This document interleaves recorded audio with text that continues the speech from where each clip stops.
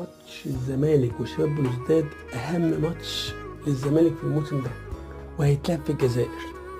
في ناس كتير جدا بتقول الماتش ده صعب جدا، هنلعبه في الجزائر، هنعرف نكسبه شباب بلوزداد في الجزائر. يا فندم، شباب بلوزداد كسبك هنا في مصر 1-0. يا فندم، انت مغلوب من شباب بلوزداد في بلدك 1-0. الحد الادنى، فين كرامتك وشرفك؟ لما كسبك هنا 1-0 روح اكسبه هناك في الجزائر، رد شرفك لو سمحت. مع ان انا مرعوب من ماتش بكره ده، لان الاهلي هيلعب الاول، ولما الاهلي بيتغلب الزمالك بيتغلب وراه على طول. انا عندي احساس ان بكره الاهلي هيتغلب من القطن الكاميروني. طبعا الاهلي هيتغلب من القطن الكاميروني من هنا، والزمالك هيلعب شباب بلوزداد. الزمالك لا يمكن، الاهلي ضحك جماهير الزمالك، يبقى لازم كمان الزمالك ضحك جماهير الاهلي.